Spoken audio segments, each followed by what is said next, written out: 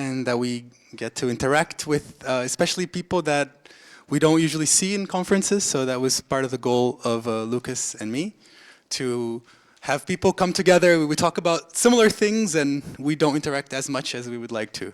So take the chance to talk to people, especially the ones that you don't know. I hope this will be very productive. And for those of you who are in Rio for the first time, I hope you enjoy, and for everyone, I hope you enjoy the city. We have we've planned some things for Wednesday afternoon and evenings. Take advantage to go to the beach in the morning if you can, if you want to wake up early. It's a great time to go. Anyway, without further ado, I'm very happy to introduce Alberto Almodóndolo from Bochum, who will give the great opening of our conference and talk about systolic inequalities in rape dynamics. Thank you.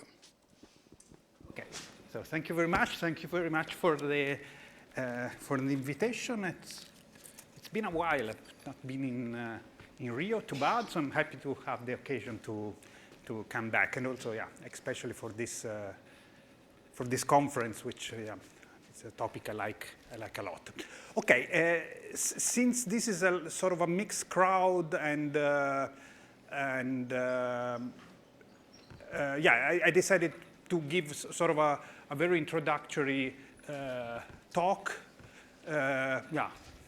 presenting a bit, let's say, the symplectic or the rape dynamic side of this story. There will be also some theorems at the end, but yeah, maybe no proofs, or maybe just some ideas of proofs.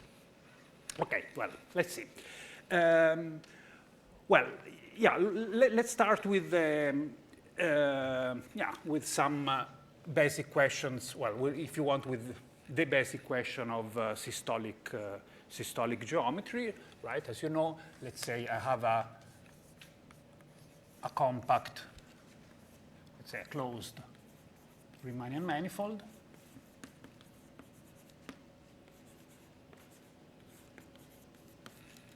Is the size good enough to be read also up there? Very good. Okay, we have a closed Riemannian manifold. Then we know that we have closed geodesics on it. And I will define the systole of mg as the minimum of the length of closed geodesics.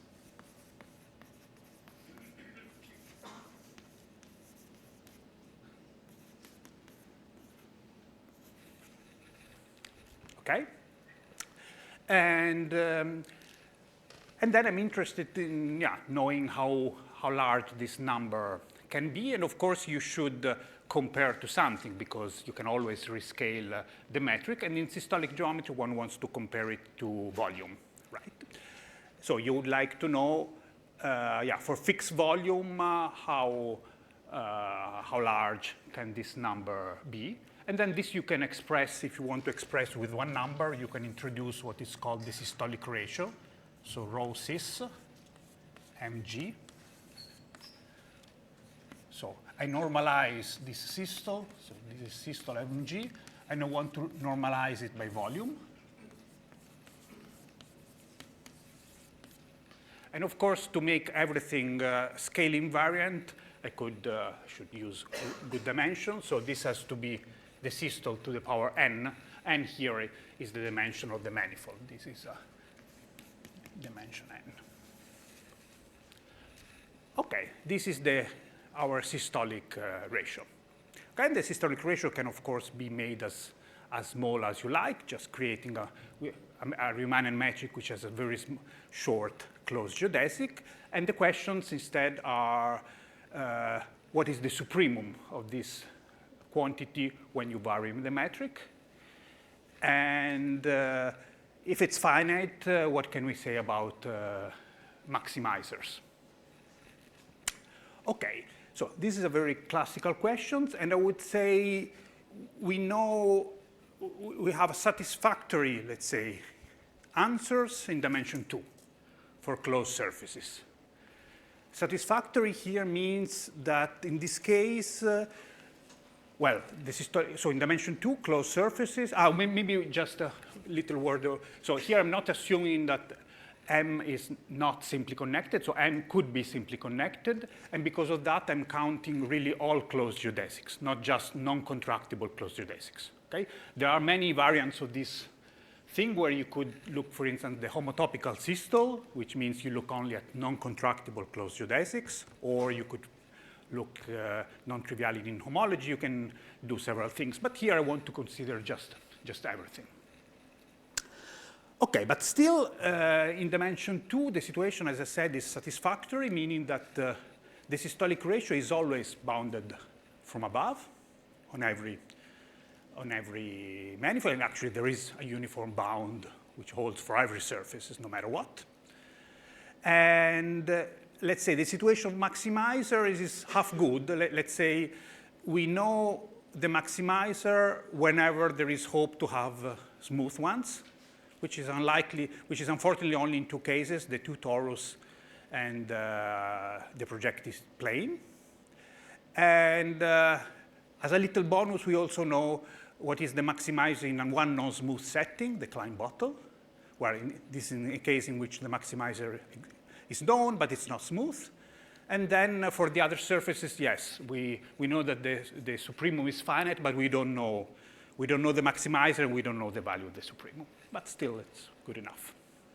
And in higher dimension, the situation is much worse. There's an important theorem of Gromov, which tells us there's a nice class of manifold. These are called essential manifolds. It's a bit of a generalization of aspherical manifolds. And on them, the systolic ratio is bounded from above, actually by a constant which depends only on the dimension. And this is really the homotopical systolic ratio. Yeah? These are non-simply connected manifolds, and you look at non-contractible closed geodesics. And yeah, but apart from that, I would say not much is known in higher dimension. For instance, maximizers are not known in for any manifold. Okay, but then as often happens when one doesn't know something, one generalizes. And so now, yes, I would like now to generalize this setting to the setting of Reb dynamics. So maybe let's, yeah, continue here. Reb dynamics.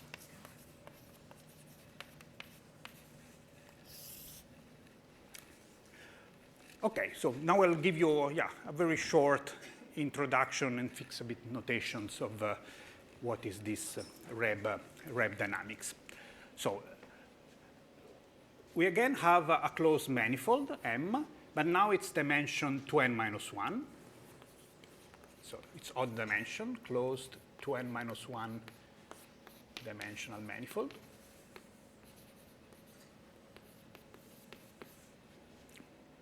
And on this manifold, we have a contact structure. Psi is a contact structure. Contact structure means it's a hyperplane distribution, which is, let's say, maximally non-integrable. Well, maybe contact structure, let's add immediately co-oriented. So we have a preferred, the normal bundle, we have a preferred direction that we want it to be the positive one. And so how can you describe, what is a contact structure? A contact structure, so I said, is a hyperplane distribution, and the way of expressing this maximal non-integrability is the following. Xi is the kernel of a one form. Alpha is called, so this is one form. This is the contact, let's say it's a contact one form. And the contact condition, we can express it in this way. Alpha wedge d alpha to the power n minus 1 is everywhere non-zero. Okay, in other words, it's a volume form.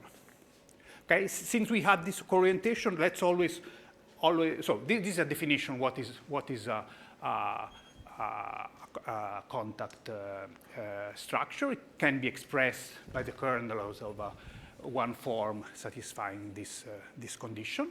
And let's say that alpha is a defining,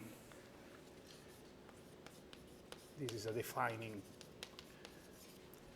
contact form for our contact structure. And let's say we agree that alpha, let's say, is positive on positive normal vectors. Now we said that our contact structure is co-oriented, so every vector which is transverse to it will have some, will be either positive or negative, and we want alpha to be positive on them. Okay, and in this case, we will call alpha a defining contact form for the contact structure. Okay, and then of course, if you, so the contact form is not unique because you can always multiply it by a positive function, and nothing changes. It will be another contact form for the same contact structure. So you have a big space of contact forms. Okay, but then we want to define Reb vector fields. So a vector field X, a vector field, is Reb on M psi if, so two conditions. One condition is that its flow should preserve the contact structure. Flow X preserves psi, right? Meaning that the differential of the flow will map psi to psi. And then, well, if you just add this, this would be called a contact vector field. You have many of these. It could be contact vector field, for instance, could vanish somewhere. They could be tangent to the contact structure somewhere. They could be, there are many things. But Reb fields, instead, we want this vector field should always be non-zero and actually should always be transverse to the contact structure. And let's say positively transverse. So X is positively transverse to psi. Okay, so this is a Reb vector field. And an alternative definition of a Reb vector field that you can give is you start with a defining contact form. Alpha is a defining contact form for psi, as here. And then you choose, so X will be, I will also denote it by R alpha, the Reb vector field induced by the contact form alpha, which is uniquely defined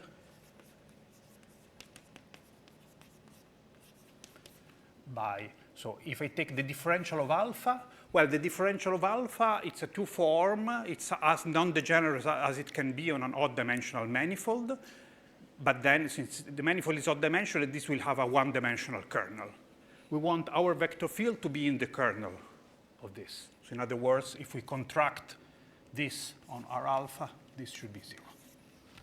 So now we have fixed the direction of the vector field, and then we have just to normalize it.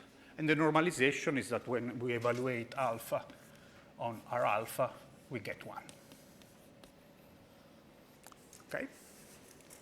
And then you can prove, you can easily prove, okay, first of all, this is a Reb vector field in this language, and actually every Reb vector field has a unique representation as R alpha. So there is a one-to-one correspondence between Reb vector fields associated to a given contact structure and contact form defining that contact structure.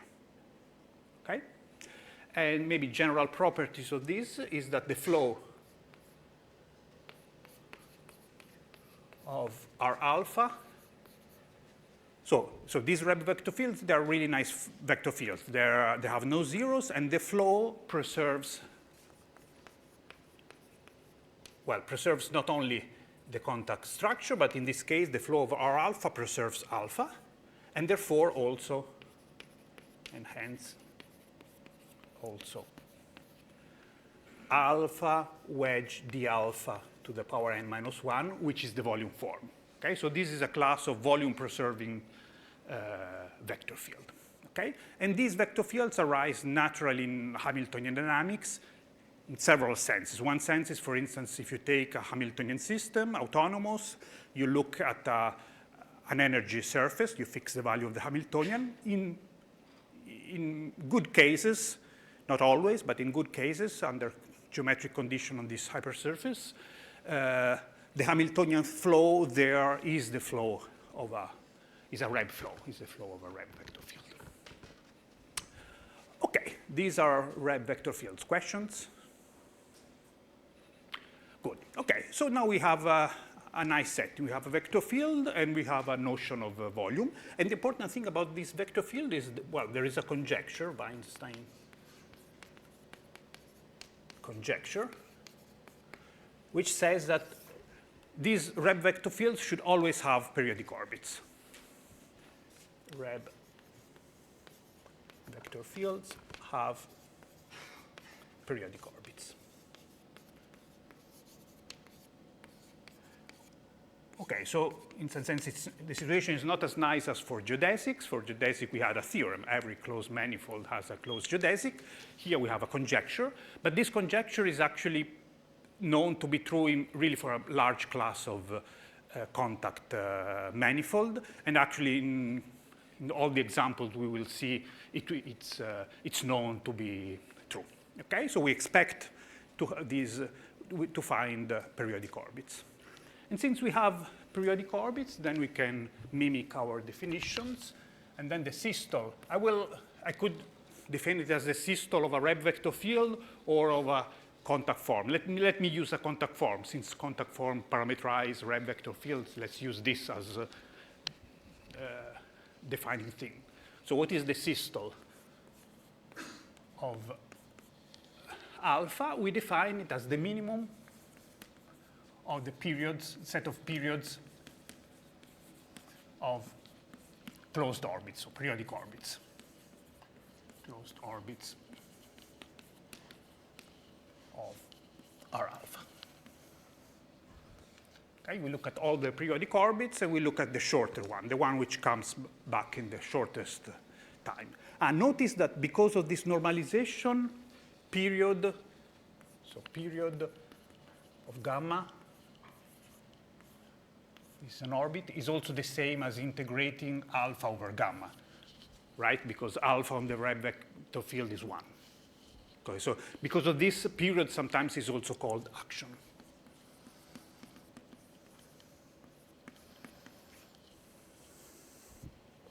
Okay, so we have the first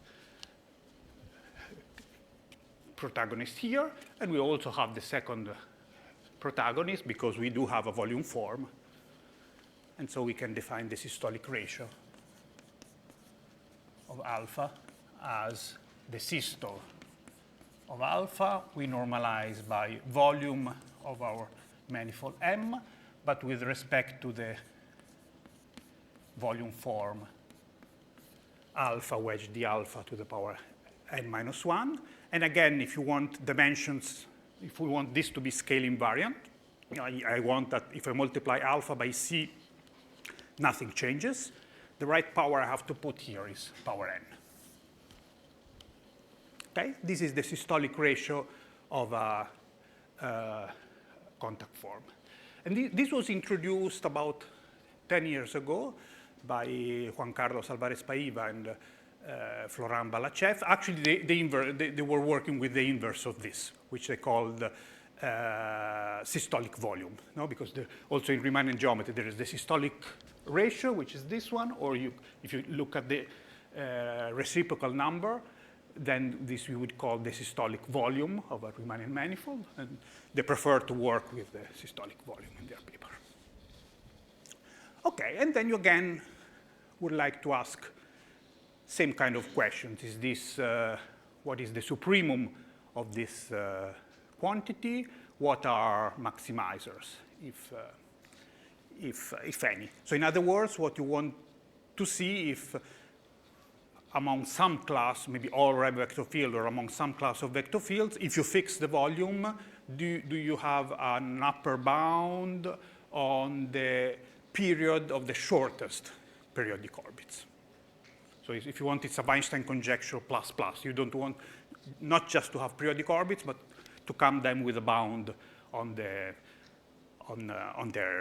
period. Okay, maybe it's time to look at examples. I will consider mainly two classes of examples. Class one is I start with a closed manifold n-dimensional closed manifold.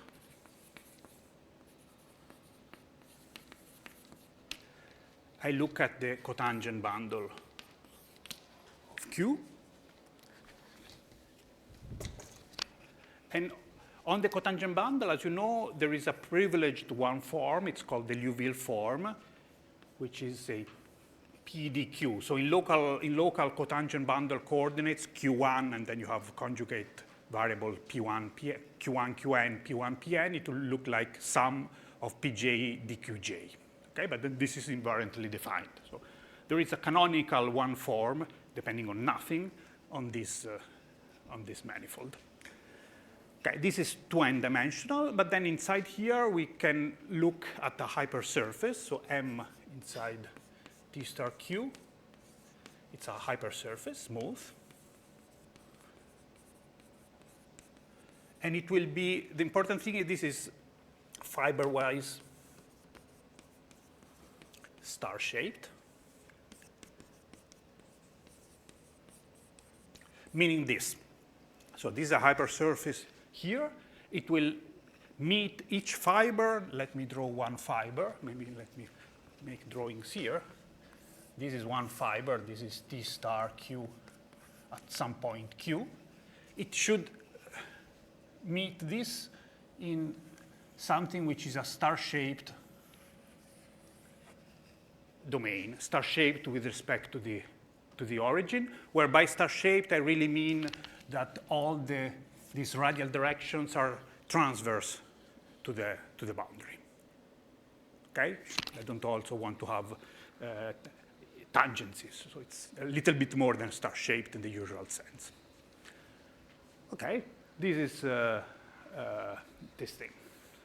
And then you can define, this is will be our contact manifold. As contact form, alpha m will be, or maybe, yeah, alpha is not put. We just restrict alpha to m. It turns out that this is a contact form. If alpha has this, if m has this nice geometric property. Okay? So in this way, you get a big number of contact forms. And actually, these contact forms are all related to the same contact structure. The contact structure, you could define it abstractly on it's called the spherization bundle. Well, it's S T star M. So it means that you consider the set of half lines in T star M emanating from the origin. This is a manifold, and it has the structure of it has a canonical contact structure, and all the contact forms defining this are produced in this way.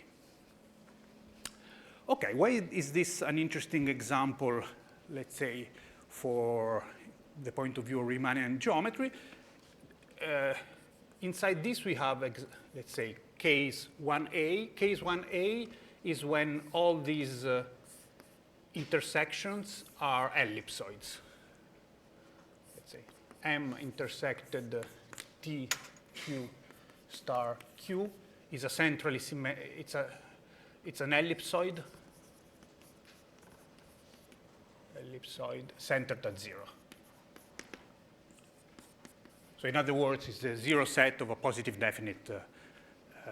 So no, not the zero set. The set one of a positive definite quadratic form. Okay. In this case, the flow, the Reb flow, so the flow of R alpha in this case. Well, maybe let's put the alpha m, so we'll remember our alpha m is nothing else but is the geodesic flow. It's a geodesic flow.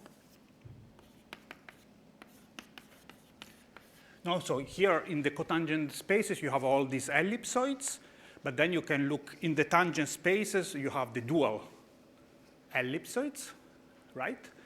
And this will be the Riemannian metric, which has as unit ball precisely those ellipsoids on the tangent bundle, the dual ones.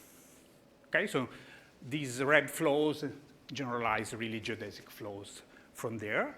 And actually, instead of ellipsoid, maybe 1b, you can do something a bit more general. You could have a situation in which here, instead of intersecting an ellipsoid, you intersect in some nice convex set. If you do this, it's again a red flow. And in this case, the convex set here should be really the curvature. Maybe you want really to be so positive. So this has really positive curvature, this thing. And then in this case, you will still get a geodesic flow, but with respect to a Finsler metric. You would have also a dual object in the tangent space, and this will be the ball of your Finsler metric. So also all Finsler geodesic flows fit into this class, but then this class is much larger because it has all star-shaped. Okay? Is this example clear? So we have this big class of star-shaped. Inside we have convexity, which gives us Finsler geodesic flows, and more inside, we have ellipsoid, which really gives us genuine Riemannian geodesic flows. Okay, then, and here, okay, so here, of course, systolic, something I should say. What about the systolic ratio? The systolic ratio is the same, because we said the flow, or almost the same. The flow is really a geodesic flow. So period for the geodesic flow, the period of a closed geodesic is precisely its length. So the systole is really the same. So let's say we are in 1A. We're talking about the Riemannian case. The volume of M with respect to this alpha M wedge d alpha M is not exactly the Riemannian volume. It's the Riemannian volume up to a constant. It's n factorial omega n times the Riemannian volume of M. Here, omega n is just the volume of the one ball in dimension n. Okay? So this means that up to this constant, the systolic ratio from Riemannian geometry and the systolic ratio from contact geometry or from Reb dynamics are exactly the same thing. Okay, and in the case of Finsler geodesic flows, well, in the case of Finsler geodesic flows, you have more notions of volume, but with the right notion, in this case, it means with the notion of what is called the Holmes-Thomson volume, you would again get this identification. It's exactly the same thing. But in the Finsler case, there are also other kind of volumes which you might want to consider, and those instead are not natural, let's say, from the contact point of view. Okay, so this is example one was the example which is, let's say, interesting from the point of view of Riemannian geometry, or metric geometry, even Finsler geometry. And example two instead is interesting, let's say, for symplectic people. And let's also look at this example two.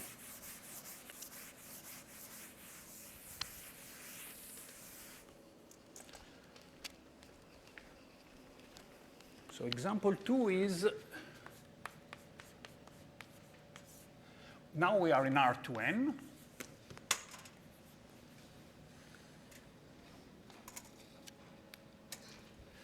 In R2n, we fix this one form, I call it lambda 0, we have coordinates xj, yj, and look at this 1/2 xj dyj minus yj dxj.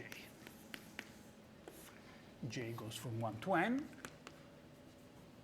So this is one privileged primitive of, if I differentiate this, I could call it omega 0. This is the standard symplectic form, sum dxj dyj.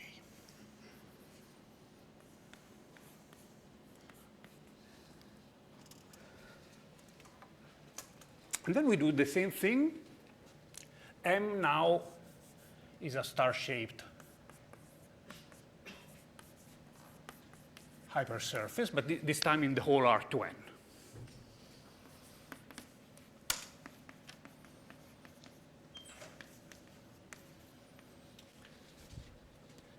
Okay, again, like this. Again, star-shaped with respect to the origin. Again, star-shaped really means well, smooth, and really transverse to all these lines. Okay, and then maybe I will call it then beta. Beta m is the restriction of this one form to m, and this is a nice contact form.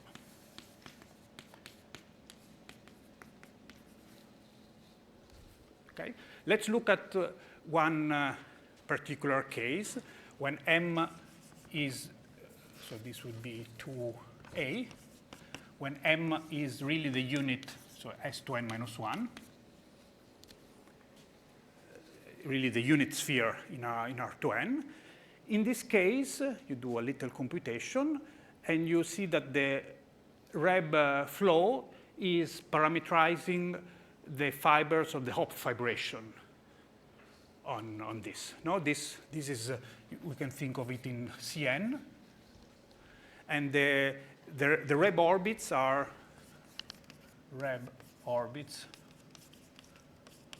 of beta m are,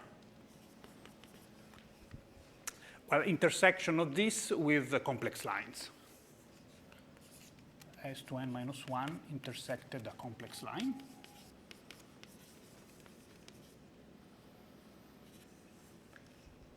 So in other words, they are all circles, and they are the fibers of the Hopf fibration. And what is their period? Well, their period, we said it's also their action, so we have to integrate lambda 0. But lambda 0, when we integrate lambda 0 on the boundary, we may as well integrate d lambda 0 on the spanning disk. So it's the area of this disk, and the area of one disk in a complex line with respect to this thing is pi. So the systole, so all orbits in this case are periodic, and the systole of this beta of this s to n minus 1 is pi. Then you also compute the volume. The volume turns out to be pi to the power n. And then in this case, the systolic ratio of this beta s to n minus 1 is 1. Okay? This is the systolic ratio of this standard Reb flow on the sphere.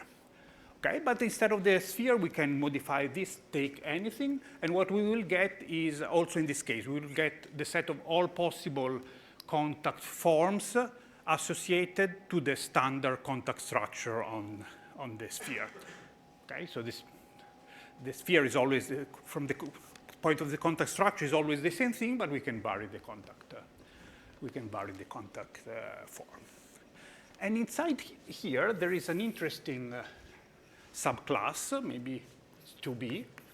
This is the subclass where M is the boundary of K. K is a, let's say, strongly convex set. Strongly convex body, where strongly means it's not only convex, but again, the boundary has really positive curvature. Okay, in this case, we can really look at the map.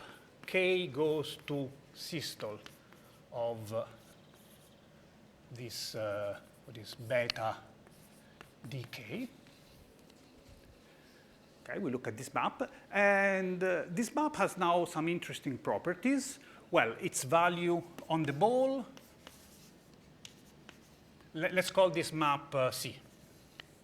C of the ball, we said this is the systole of the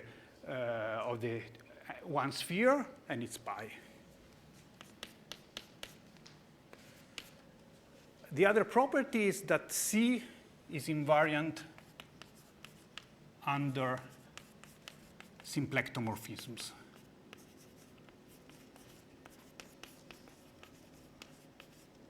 So if I have a symplectomorphism of R2n, and let's say that it maps this strongly convex body containing the origin in another strongly convex body containing the origin, which maybe need not to be, but let's assume we have this so that we are still in this setting.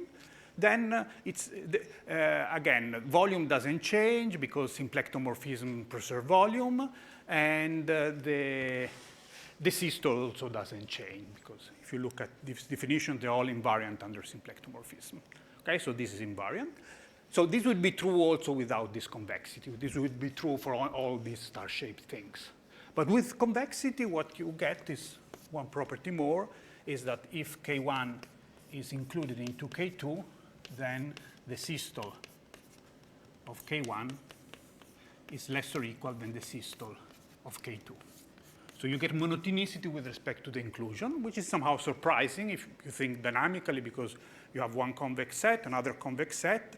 There is no clear relation between the dynamics on the boundary, and the systole is defined in terms of the dynamic on the boundary, but nevertheless, in this systolic world, we have this inequality. Okay? This can be deduced, the more elementary way of seeing it is to deduce from something which is called Clark duality. There's a way of seeing these systoles as minima of a functional. And then this functional turns out to be invariant, to be monotone with respect to inclusion of sets. And this, in the eyes of people in simple optical geometry, is a very natural thing. These are precisely the defining conditions of what is a symplectic capacity. And what it turns out, actually, is that more is true. On convex bodies, the systole actually coincides with, let's say, most symplectic capacities, with one notable exception. So this is it's another theorem. It's another actually set of theorems. So in symplectic geometry, there's something called symplectic capacities, and it was proven that many of them, when applied to convex body, give us precisely the systole. And I don't want to spend too much about this also because I think there will be a much related talk by Patsit on these things. And probably also today, Yaron will probably also mention these things. But let me just relate this to Viterbo conjecture. So this systolic ratio in the world of convex beta boundary of a convex set is uniformly bounded.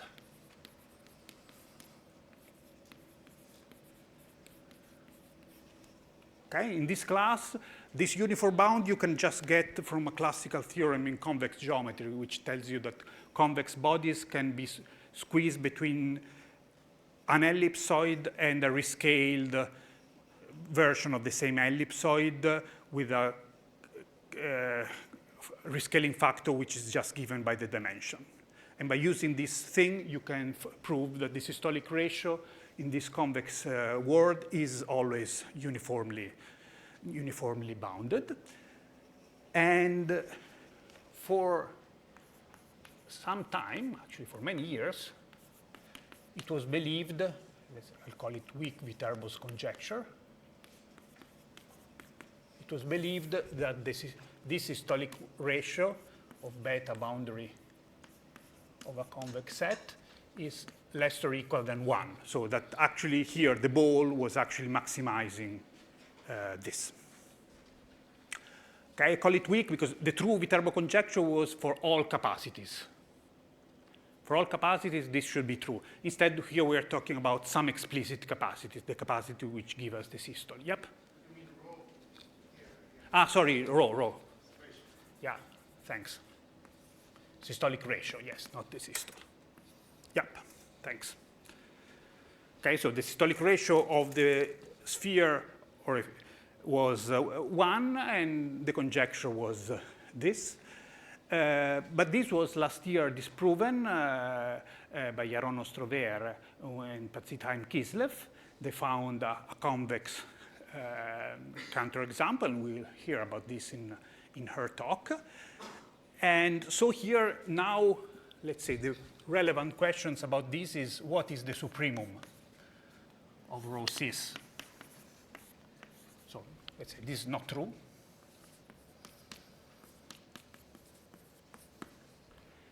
What is the supremum?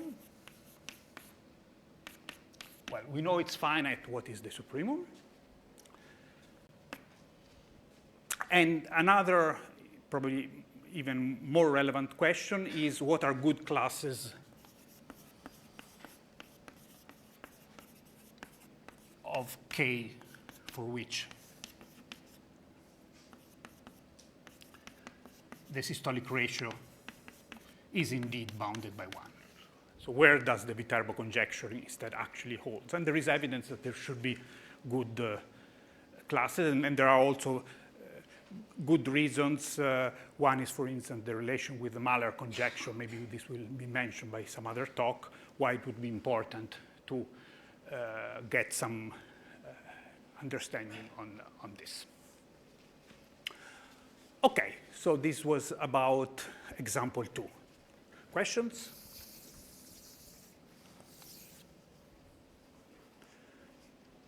Oh, then if not, yeah, then let's then leave our example. Let's then go back to now some general facts that we can say about the systolic ratio. Okay, the first general fact that we can say is, if you want, is a negative result. So this is due. So in a first version, is due to myself with Barney Braham, Umberto Rignevitz, and Pedro Salomao. Let me not write all the names. And the full theorem is actually due to Murat Saglam.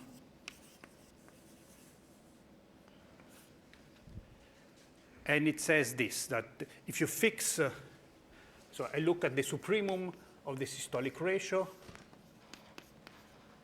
on alpha, where alpha, so I fix my contact manifold M psi, and I look at all possible contact form defining psi. So alpha is contact form defining psi, as before. I look at the systolic ratio. Well, this supremum is plus infinity. Okay, if I don't put some extra restriction on any contact manifolds, this supremum is always plus infinity. So in particular, if we look at our, even the good example of the cotangent bundle, when we have, we said this is always the same contact structure. And when we have this nice fiber-wise convex set, then we do have, in many cases, upper bounds on the systolic ratio, given, for instance, by Gromov theorem.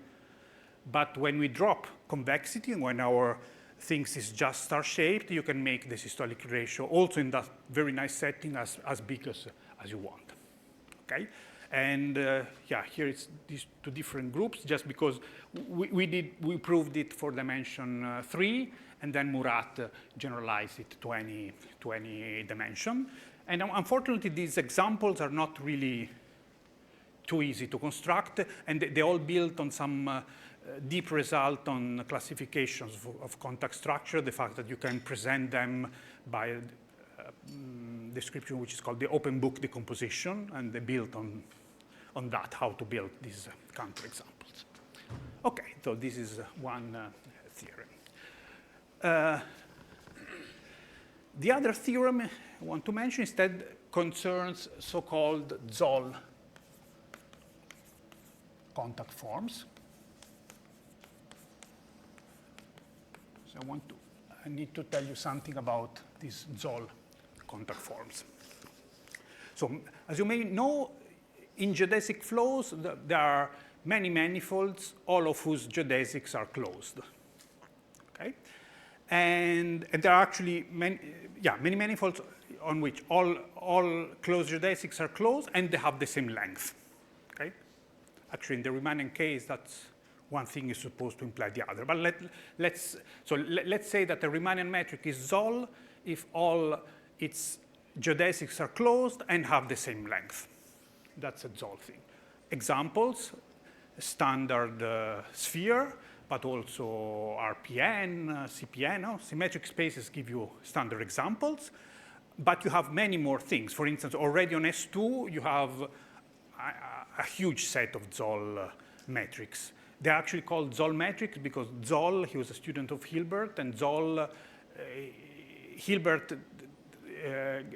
so his PhD project was produce a Zoll metric. Well, at that time they weren't called Zoll, but produce an analytic Zoll metric on S2. So it was known much before by Darboux that there are smooth Zoll metrics. So there are strange metrics on S2, which is not the round one, but all of whose geodesics are closed and the same length. But Zoll produced the first analytic one, and that's why they are named after this. And then there's a whole book by Besse, manifolds, all of whose geodesics are closed, basically on this topic. And then, well, what is a Zoll contact form? Now you can imagine alpha is Zoll if all Reb orbits are closed and same with same period.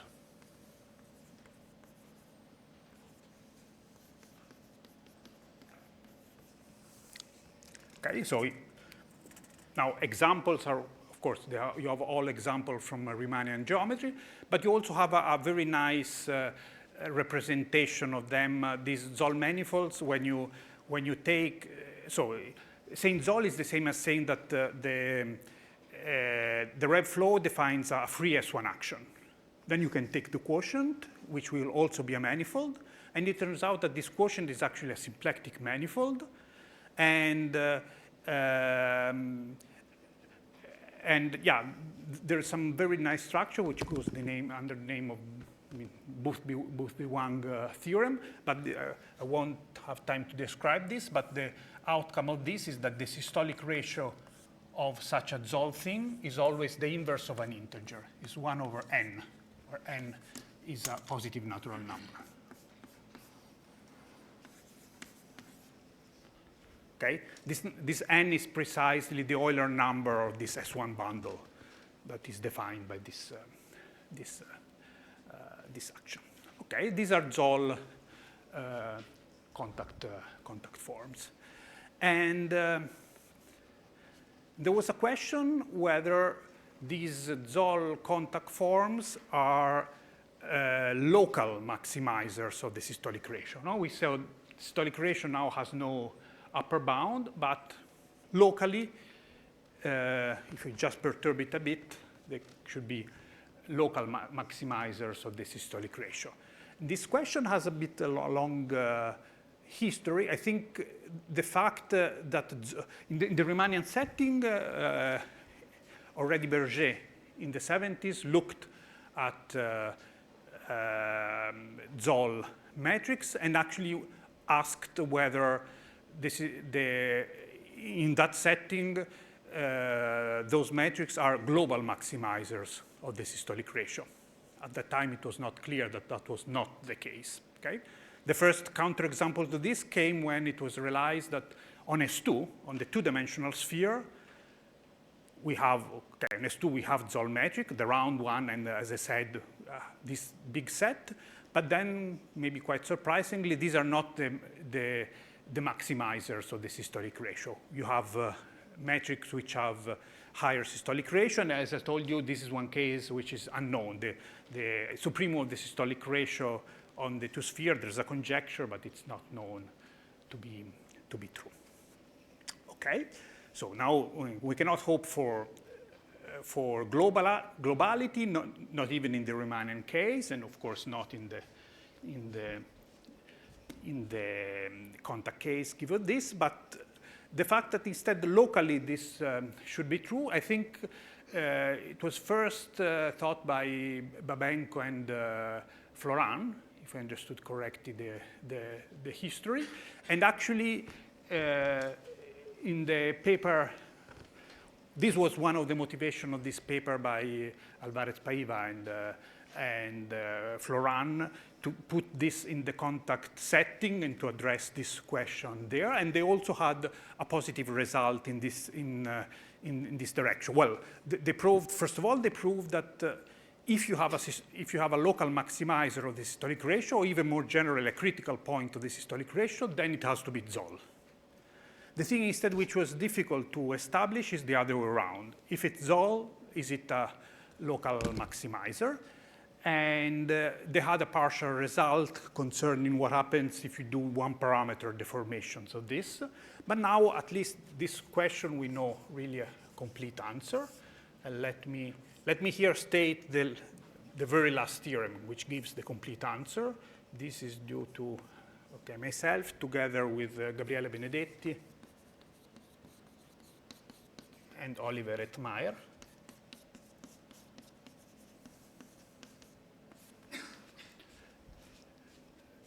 So the result has two parts. A says Zoll contact forms are local maximizers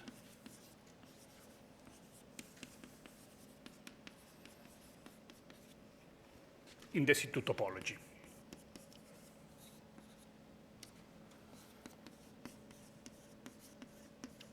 Okay, so if I perturb, so if I have a Zoll contact form, I take a C2 neighborhood, then if I take a small C2 neighborhood, there the systolic ratio goes down. Actually, it's really the systolic ratio is less or equal than the one of the Zoll one, with the quality if and only if is Zoll. Okay, this is part A, and part B is that C2 is optimal, meaning that this is never true. This is never true in the C1 topology.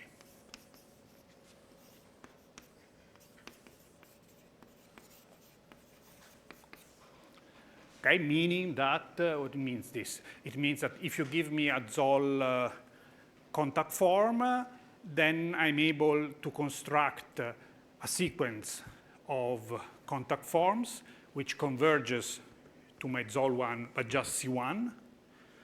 And so that the systolic ratio of this converging sequence is at each point higher than this one.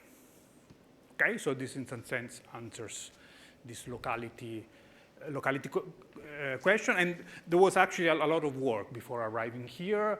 In these first papers with Barney, Umberto, and Pedro, we actually proved this theorem in the C3 topology, but for, well, part A. It was always about part A. Part A in the C3 topology for the sphere. Then Gabriele Benedetti and Jiangsu Kang, they extended to all three manifolds. And then with Gabriele, we understood how to go to higher dimension, but we still had C3. And then finally, also with Oliver, we got the final statement, which at least should close this thing. And I think I still have 5 minutes. So maybe let me give some ideas maybe in the proof of this theorem.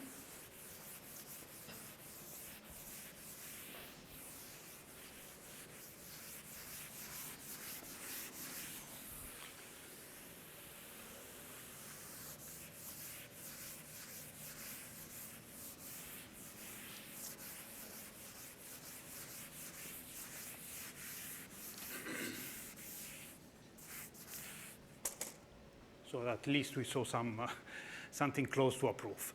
So there is an easy case, which was also, this was also observed in this very first paper by Floran and Juan Carlos, where they introduced these things. Easy case is when I have a contact form which has this, so let's say alpha naught is our Zoll one. Alpha naught is Zoll. And then we have another contact form which is a function times alpha naught. But the function t, this is a function, has the property that t is invariant under the Reb flow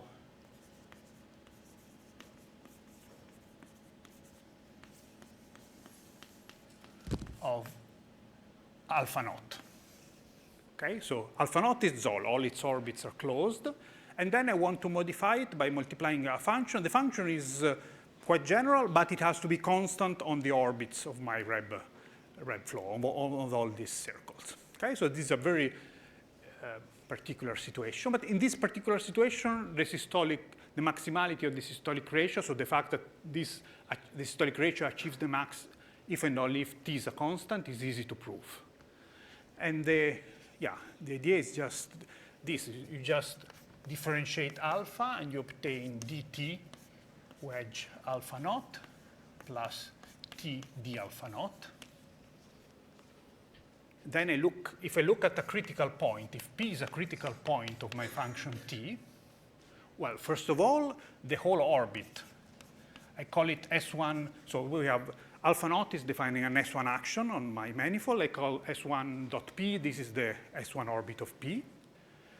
This is an S1 invariant function. The whole orbit consists of critical points, first of all.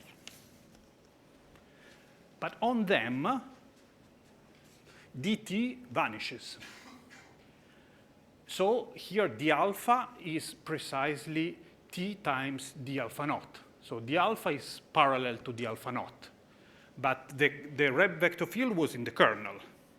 So it means that here on S1 times p, the Reb vector field of alpha is parallel to the Reb vector field of alpha naught.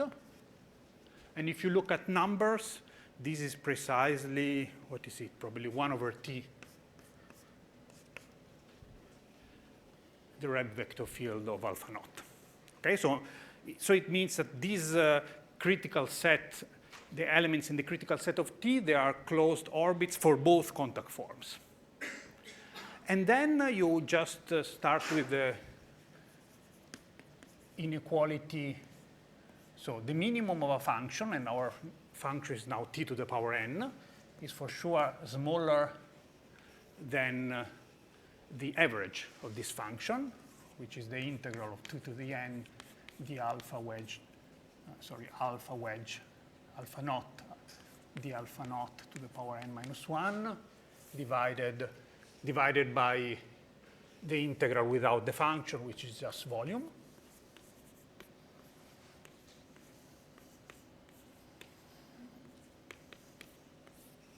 Right? But then, what is this? So this number here is for sure bigger than the systole of, well, from here we get that the systole of alpha is less or equal than t times the systole of alpha naught, right? Because we take, so not t times, the minimum of t times the systole of alpha naught. Because we take the minimum of t, this is a critical point, you have a critical orbit, and we get this,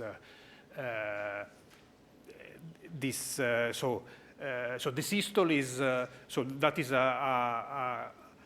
an orbit with period, the value of minimum of t times the systole of alpha naught. But then the true systole, maybe they are shorter orbits, so it's less or equal than this.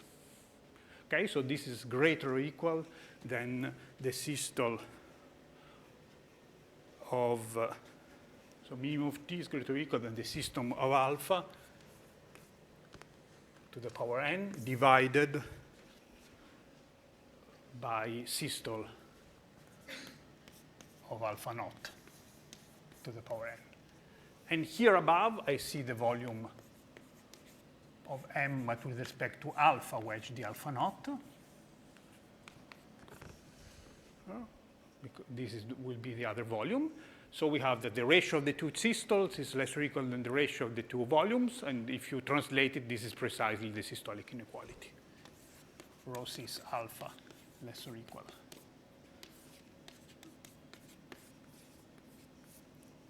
Rho sys 0. OK, so this was the easy case. And maybe I'll just take 30 seconds. So this, of course, is a very special class of contact forms. But what we proved is that if alpha is C2 closed to alpha naught, there exists a diffeomorphism of M such that it puts it in this nice situation. Phi star of alpha is T alpha naught. So T is as above. Alpha naught is as above. And there is a perturbative thing, e to the h. And here h is a function. H is a function. This is not anymore invariant, but it has some very good properties. In some sense, it's lower order with respect to t. More precisely, h is 0 and dh is 0 on the critical set of the function t. So it doesn't modify the critical. These are also critical points for t times e to the h. And the other important thing is that the minimum of e to the h times t is the same as the minimum of t. And actually, the same would be true for the maximum. OK? So if you have this theorem, this is a sort of a normal form, then you can play a bit and you reduce basically the same proof and you get the thing. Okay? The difficult thing was to get to this theorem. Unfortunately, this theorem now doesn't have an easy proof. The proof of this goes, there are several steps involved.